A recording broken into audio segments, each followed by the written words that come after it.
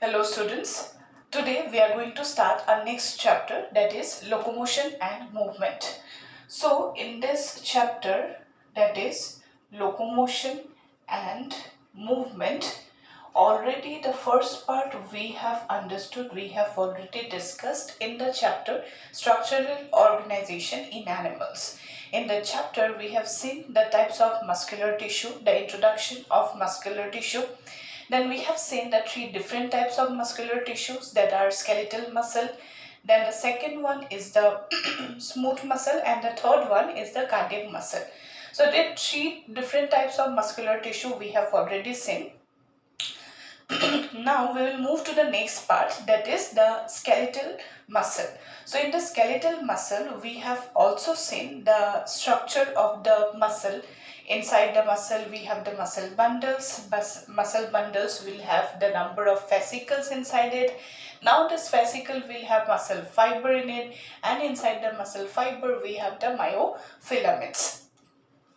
So in the myofilaments also we have seen the alternate light and the dark bands, okay, that forms the sarcomere. Up to this part we have completed how the contraction lead to the decreasing or increasing of the H zone, O zone. Then we have seen the structure of M line, Z lines, A band, I band, everything was discussed earlier. In this video we will start from the sarcomere. That means inside the sarcomere how many different type of proteins are there which form the light and the dark bands, okay. So in this filaments, myofilaments, what we have seen, the alternate light and the dark bands, right? So some darker bands are deep, some darker bands are broader, some of the dark bands are smaller. So this will designate, this part will be your sarcomere. From one Z line to the next Z line we are going to have a sarcomere. So that sarcomere is the structural unit of the muscle contraction. So whenever muscle will contract, actually how the muscle will contract, this is due to the presence of the Z line sarcomere, and yes, different type of ions, proteins are going to help in it, okay. So if you see this movement and locomotion, how the muscle, suppose these two are bones, the contraction, suppose here this is one bone, this is another bone, how the bones will come closer, because here we have one muscle. So this muscle will bring these bones together, and then after that we are going to have movement or locomotion. So just see, this is suppose a muscle cell, okay, suppose this is a muscle cell. So in this muscle cell what we are going to have, this is a structure you see, okay, this is the muscle fiber, this is one muscle fiber only, okay, this is the muscle fiber. Now in this muscle fiber what you can see, this is the plasma membrane. So the plasma membrane of the muscle fiber we can call it as the sarcolemma, okay, right. Next one, the cytoplasm present in it will be called as the sarcoplasm, okay, this will be called as sarcoplasm. Next one, you can see the sarcolemma have invaginated in some regions, right. So what are those invaginations called? These invaginations will be called as T tubule. T indicates transverse tubules, okay, so this will be transverse tubules, right. Now inside this is one muscle cell, okay, this is one muscle cell. Now just see, inside the muscle cells what we are going to have, the myofilaments. This way we are going to have the number of myofilaments in it, right. So these are the myofilaments, right, these are myofilaments. Done. Next one, you can see in between the two T tubules what we can have, we have one structure that is called as the endoplasmic reticulum. In case of the muscle what we can call, actually it is not like this, okay, it is going to have some irregular invaginations, depressions like that, but for our easier understanding I have written here, this is known as the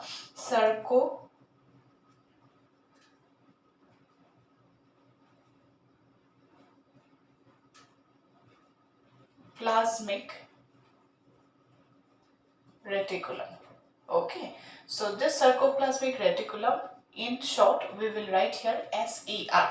It is endoplasmic reticulum itself, but if it comes to the muscle cell, we will indicate this same endoplasmic reticulum as the sarcoplasmic reticulum.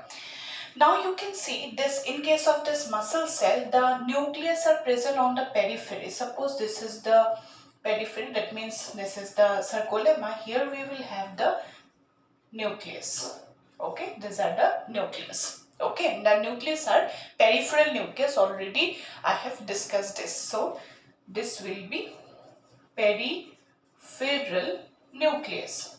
Okay, that means nucleus are present on the periphery. Above also it is present, I have not shown here. This is here also it is present, I have not shown, only here I have shown. Now if a cell, this is only one cell is going to have number of nucleus in it, right? So as it is going to have number of nucleus in it, what we can see that this cell which is multinucleated, we are going to use a term here, and this term will be syncytial or syncytium, you can say. This is syncytial nucleus. So this cell is syncytial or this is syncytium. What is the meaning of syncytium? That a cell which have more than one nucleus, we will use a term that is syncytium, right? The next thing, that in this what we can have, we are going to have number of myofilaments in it, right? So these are the myofilaments. If you see this myofilaments in detail, then you can see alternate light and dark bands. So how this alternate light and dark bands are formed? Okay, so suppose here these are the alternate light and dark bands. How this will be formed, you just see. Okay, so here what happens, we are going to have some structure. Okay, so this is one filament that forms the light band. So this light band will be formed by a protein. So this protein will be called as the G-actin. As it is globular in shape, what we can call it G-actin. And this G-actin polymerizes in presence of magnesium ion, and it will be called as F-actin or fibrous actin. Okay, so what is this? This will be F-actin, and F-actin is formed by the units. The unit will be called as G-actin or globular actin that forms the light bands. Okay, now in this what we are going to have, some another proteins also that is present on the actin or the light bands. So in this light bands, remember in the light band we have three proteins. What are they? First one we have seen, this is F-actin, that is fibrous actin, which is made up of the unit called G-actin. Second thing, we are going to have some one tape like thing. Okay, and that tape is going to cover the myosin binding site. What is that? This will be called as, the second will be called as tropomyosin, right? This will be tropomyosin. And third one, at regular interval, what we are going to have, the third unit in the light band, that are called as the troponins. Okay, so this troponins will be present in regular interval, so this will be called as the troponins. Okay, so three type of proteins will form the light bands. What are they? First one, F-actin, that's blue will be your F-actin, which form a double helical structure. Now this will be formed by a unit. That unit will be called as G-actin. So G-actin will be the unit. In presence of magnesium ion, it formed the polymerized state that will be called as F-actin. Next one, we have the tropomyosin. This tape, the longer tape, will be called as the tropomyosin. What is the function of tropomyosin? I will tell you. And then after that we are going to have another type of protein. They are called as troponin, and these troponins are present at regular interval, which is going to hold the tropomyosin in its exactly the same location. Now this will be the troponins. After that, what we are going to have, the dark bands. Okay, so in the dark bands, what we are going to have, another very thick filament. Okay, so this thick filament will be called as the myosin. So this will be the myosin. So in the dark band, what we can have? We have myosin, and in the light band, what we have? Three proteins that are affecting, or simply you can say actin, tropomyosin and troponin. So you can see that if it is light band and three proteins are present, and in the dark band only one protein is present, actually what happened, this dark band which is going to have myosin in it, the myosin is formed by 400 to 600 units of meromyosin. Now after that, if it is light bands are going to have three types of protein, though we are going to have very less units, monomers are less, so that's why it is light band. But if you see the dark band, in the dark band we have 600 around 400 to 600 units, right? So those 600 units are going to form a thick filament, which is the myosin. So we will see now the next thing, very important thing. Let's just move to the next part. Up to this part, I hope you understand what is the function of all of them, the T tubules, all those things I will tell you.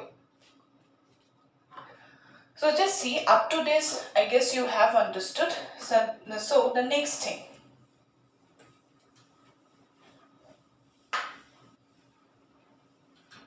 What is it? Suppose here, this is the myosin, and this myosin is actually going to have some head-like structure which is coming out of this filament, the thick filament. So what is it? These are some units. So what are those units called? So around 200 to 600 units are present. So those units are called as the meromyosin. So this is the myosin. Myosin is the polymer, isn't? And meromyosin. Meromyosin will be the unit. Around how many meromyosin form the myosin? 200 to 600. So how it look like? See.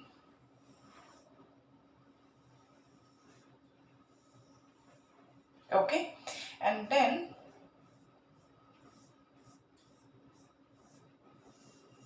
so this way the meromyosin are present, and it forms this polymerase state called myosin. So in this meromyosin, you can see this meromyosin which is going to have two parts. What are the two parts? This is going to be the filament of the meromyosin. This will be called as light meromyosin. And here we have the neck. This is the neck, and this is the head. Okay, so the head and neck constitute heavy meromyosin. So this heavy meromyosin is going to have two sites in it. One is the actin binding site. So here this part will be the actin binding site. Okay, why it is present, I will tell you. Now the next part, this will be called as ATPase site. Okay.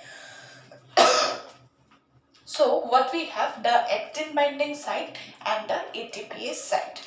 Now in this filament, the thick filament, in this myofilament we have a thick filament. So this is the thick filament. The unit meromyosin around 200 to 600 will form the myosin, I have told.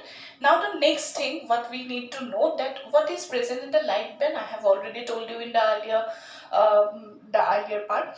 What is that? That is the actin. So if you see this actin, suppose this is the actin, this way it will be present. So this actin from both the sides it will be present like this. Okay, from this side also, like this. Okay, so it will be present like this, right? Now in this actin, what we are going to have, the units. So one of a unit, if you need to see, this will be called as the Z actin, and Z actin is going to have one site. What is that site? Which is going to exactly fit in the head of the myosin. So HMM is going to get binded with the actin. So how? In which region? This will be in one other region, that will be myosin binding myosin binding site. Okay, so remember that the myosin have the actin binding site and actin have the myosin binding site. Now just see, if these things are present like this, always the actin will try to make binding with the myosin. Okay, and also the meromyosin, which is the head of the meromyosin, will try to make bond with the, or that get bonded attached with the myosin binding side of the actin. So this will cause always contracted state. Okay, we will be not always in the contracted state, we will be relaxed after the muscle contraction. So to keep the muscle relaxed also, this myosin binding site of the actin is actually be blocked, okay, by the tape. I have told you the another protein. What is that? This will be the tropomyosin. So this tropomyosin is going to block the myosin binding site of the G-actin whenever muscle is in the relaxed state. And to secure the tropomyosin, what we have the three units. I have told you the another last type of protein. What is that? That is troponin. How many types of troponins we have? See, these are the three types of troponins. What are the troponins? See, this will be troponin C. C stands for calcium. This will be the troponin TPM. N stands for tropomyosin. So TPM is going to attach with the tropomyosin. Troponin C is going to indicate calcium ion. And this one, this will be called as troponin I. I stands for inhibitor. So this is how actually this three types of proteins are forming the light band. What are they? Actin, then tropomyosin and the troponin. So three types of units are present in a troponin. Troponin I, troponin T and troponin troponin M, troponin C and troponin I and C. So what is this? These are the, this one will be troponin T. T stands for tropomyosin, troponin C and troponin I. So this is how actually the myofilaments are present. Now after that, let's just move to the next part, that will be the mechanism of muscle contraction. How the muscle contraction will take place. So first here what we will see in this mechanism of muscle contraction, how this mechanism of muscle contraction will occur, right? So in this mechanism, so I will write here the point, the topic of discussion, that is mechanism of muscle contraction. So how this mechanism of muscle contraction will occur? See what we have seen. These are the T-tubules. So around the T-tubules, what we have, the sarcoplasmic reticulum. This is the SER. These are the T-tubules. Now just behind that, what we are going to have, the actin, and these are the myosin. Okay, so this is how actually it is present. It is in the relaxed state. Now what happened? The muscle will contract only when there will be a impulse come. Okay, so suppose this is the neuron end. Okay, so this is the end of the neuron. So this neuron, this is the neuron. So this neuron in the synapse region, they will release some neurotransmitters.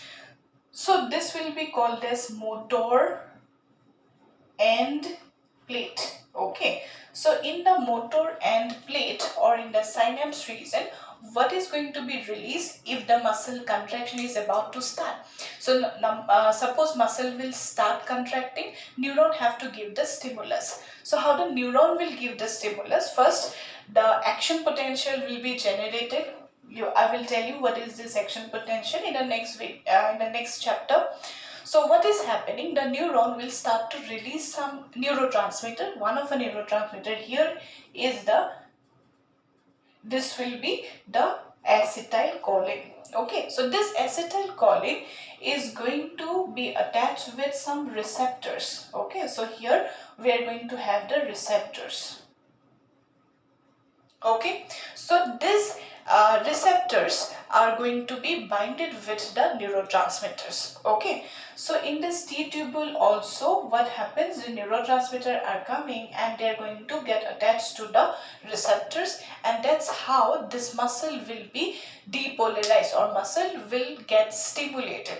So you can see this SCR is attached, they are going to be in very close proximity with the T tubules, right? So whenever in the T tubule section potential is generated, this SCR will be also activated. The SCR is the storehouse of calcium ion. So this SCR will start to release calcium ion, okay, and you can see this calcium ion level will high in the sarcoplasm. In the sarcoplasm, the level of calcium ion will be increased, right? So whenever the calcium ion level will be increased, what I have told in the earlier, that there are three types of troponins present. So suppose here we have the troponins. Okay, so this troponin, this is one of a troponin, that is troponin C. This troponin C will bind with the calcium ion. So calcium ion whenever bind with the troponin, what will happen? The muscle contraction process will be started or initiated. Okay, so I will write the steps here. What are the steps? First of all, how the mechanism of muscle contraction will be started? First of all, neuron stimulate the sarcolemma by releasing the acetylcholine in motor end plate. Okay. In the second step, what happens? The acetylcholine or that neurotransmitter bind with receptors. Where the receptors are present?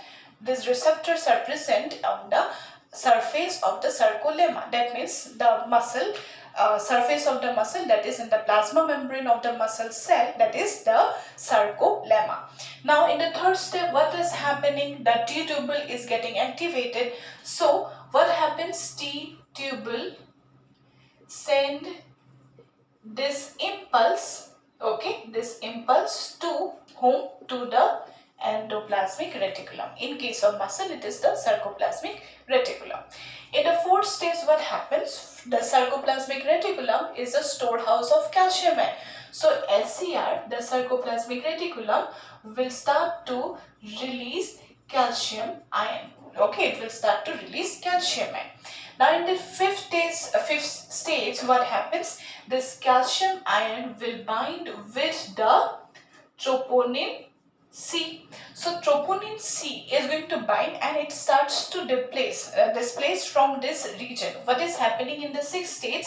That troponin I remove, okay, and then the troponin T will be displaced. Okay, displaced cause the tropomyosin to remove from the active site. Okay, now just see what is the meaning of it. So what is happening here? I will show this part in a little more elaborated, in more zoomed structure. See what is happening. Suppose these are the three, this is the actin. So in the actin, what we have? These are the G actin, suppose. So in this actin, okay, let it be, this is the F actin only. These are the troponins. Okay, so what are they? The three types of troponins we have. This is troponin I, this is troponin T, and this is the troponin C. Whenever troponin C is binding with the calcium ion, what will happen to the troponin I? It starts to move, it starts to shift. Okay, troponin I shift, it actually unblock the sites. Okay, so troponin C is removed. Okay, sorry, troponin I shift, and along with that, what happens? The whole conformation changes to from this to this. Okay, so what was the conformation earlier? Troponin C is present below troponin I, and troponin T was present like this. Now whenever troponin C, this is the troponin C is present like this, whenever it binds with calcium ion, this troponin I will shift like this and troponin T will be present the same way. So what will happen whenever they shift it, what will happen to the another protein, what was here, see, tropomyosin also removed from the active site. Now here what was present, the tape I showed here earlier, that the tape will be also shifted. So the tape will be from this to this. Okay, this will be the tape, that is the tropomyosin, that will be removed. So whenever it will be removed, what will happen to the actin? This actin will open the active sites. Okay, suppose this is the G actin. So in the G actin, what was present? It was blocked by the blue colored tape. What was the blue colored tape here? This is the tropomyosin. So this tropomyosin will be removed. Okay, so this will unblock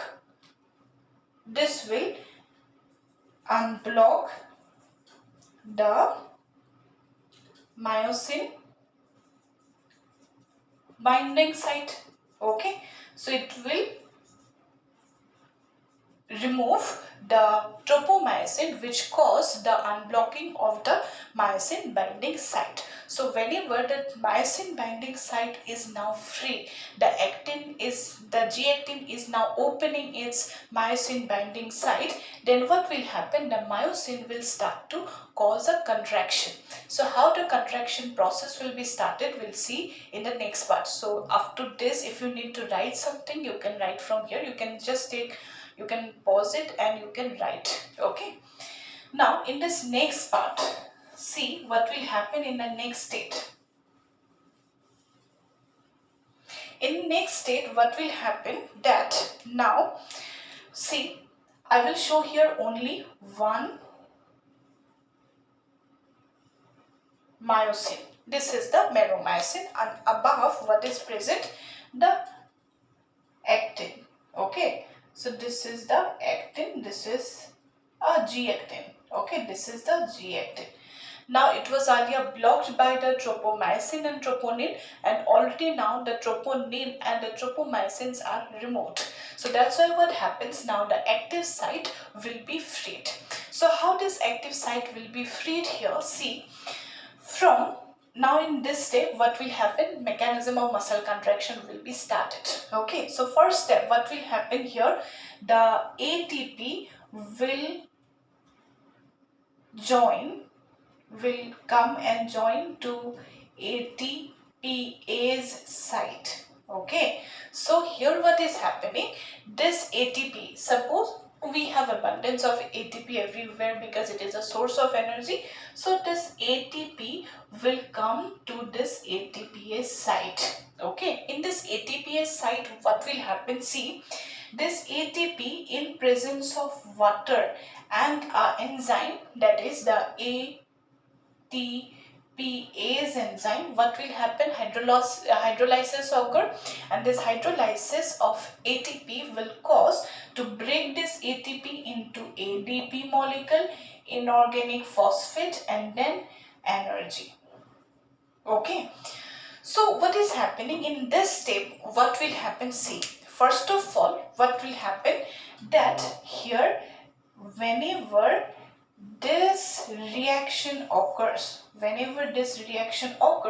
what will happen, from this meromyosin, what will happen, ADP will be removed. Whenever ADP will be removed, because ATP is broke, first of all ATP will be joined in this ATPase site. Right, now what will happen, hydrolysis will be occurred in this head of this myosin. Second state, what will happen, hydrolysis of ATP occur, which lead to the release of ADP. So ADP will be removed from this ATPase site. So ADP whenever is removed, this meromyosin head actually will get attached to the active site of the G actin. Okay, so what will happen, whenever ADP is removed from the ADPase site, it get binds. Okay, when ADP ADP is removed, the heavy myosin binds to G-actin's myosin binding site. So what is that state called as? What we can call it? This will be called as the cross bridge formation. So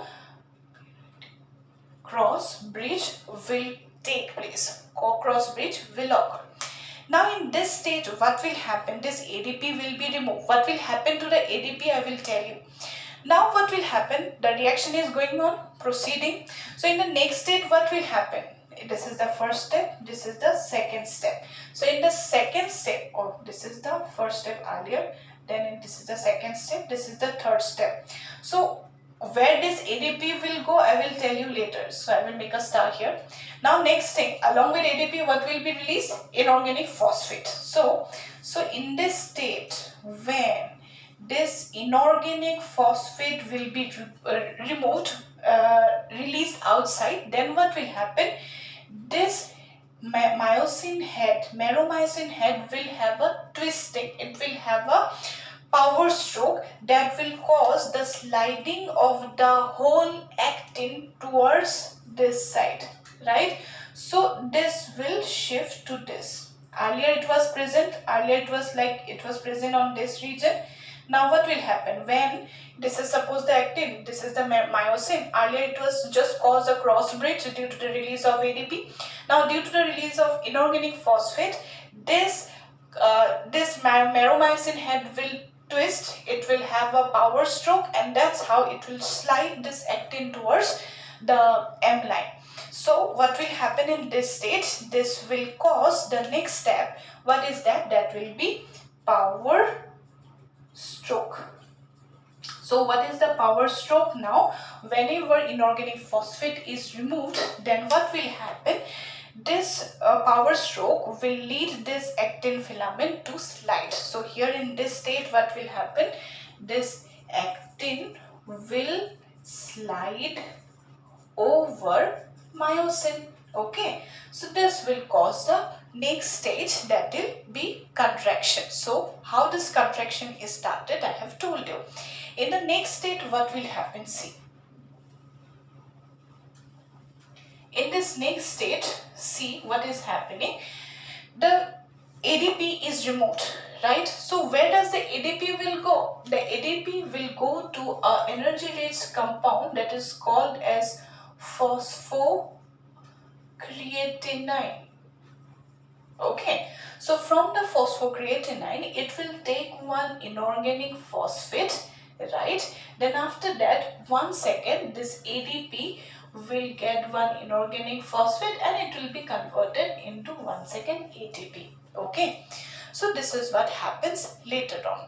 And after that, this phosphocreatine will be broken down. So whenever phosphocreatine gives one inorganic phosphate, this phosphocreatine will be converted into a waste product that will be creatinine.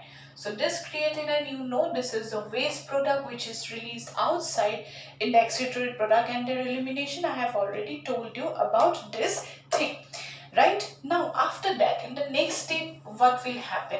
In the next step, what will happen? We are going to have a completely contracted state. After that, we don't have the energy left. So after that, what will happen? It need to be relaxed. What happened to the dead bodies? The stiffness of the dead bodies will be because of this state. See, for the next step, whenever the next ATP will not come, this muscle will not be relaxed. Okay, the muscle, that means this contracted state, the actin that is binding with the myosin will not be removed if there is no ATP come from this. Okay, so we have the another energy source. What is that energy source? That will be your glycogen. So glycogen is the animal stored food, right? So this glycogen will be actually broken down to release the ATP. And 1 second, what will happen in the next step, that is in the fourth step, that here 1 second ATP will come. So whenever this ATP will come to the meromyosin head, then what will happen? It gets the energy so that it can remove from the active side of the G actin. Okay, so this will cause relaxation, and from where this ATP come? It will come from the glycogen, which is the stored food of our body.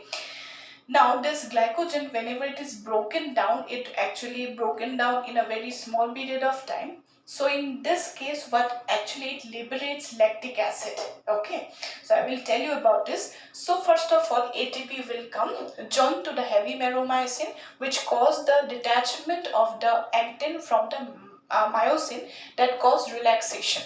So this is how actually mechanism of muscle contraction occurs, right? So after that, suppose this ATP, okay, this is actually one very important thing you need to know. Whenever an individual dies, what happen? All the metabolic stage will be completely shuts down permanently, right?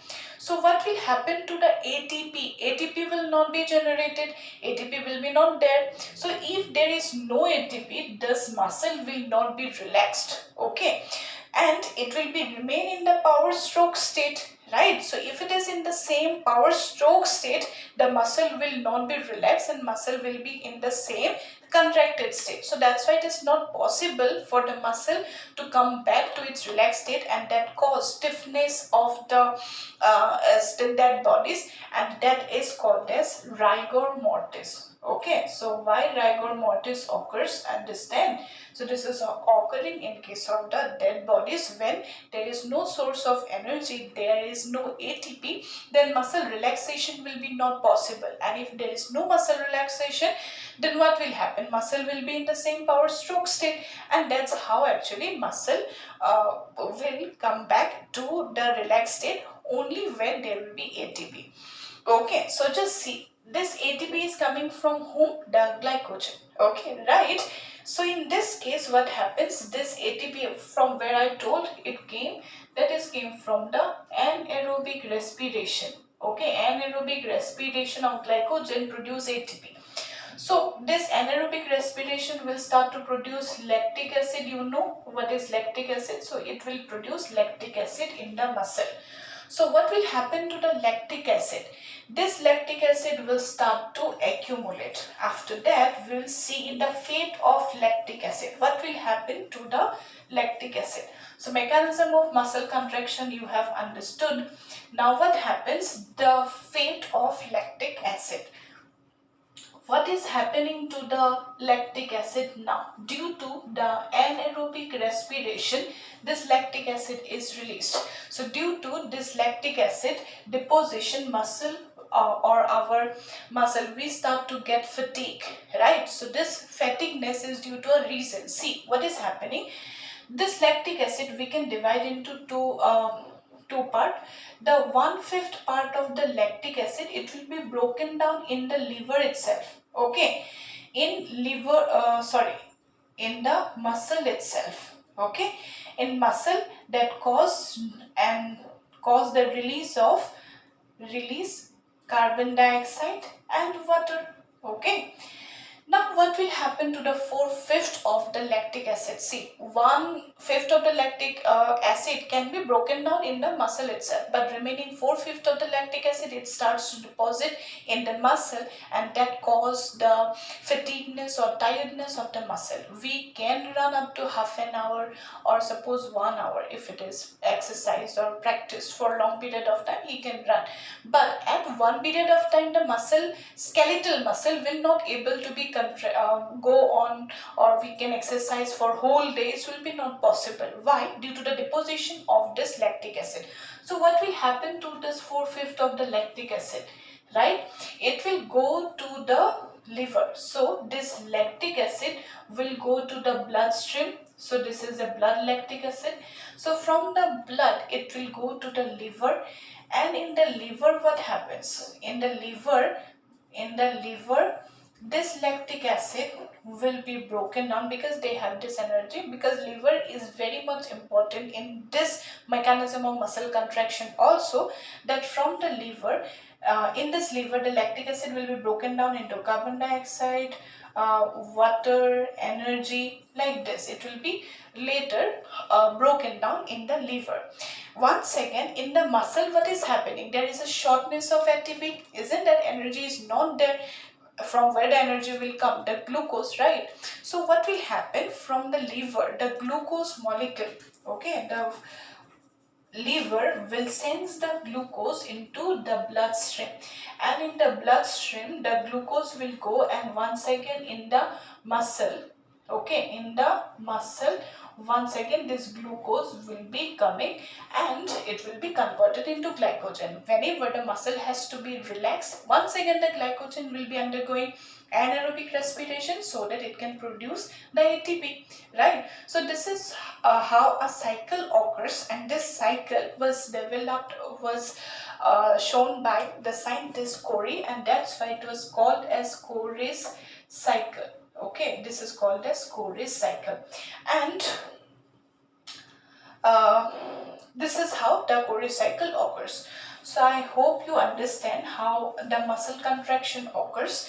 The mechanism of muscle contraction is important. So this is up to the video today. In the next video, we will see how the whole process of relaxation occurs. The rest of the part of the muscle contraction is still there. So up to this is the first part of the muscle contraction. I hope you understand. Thank you.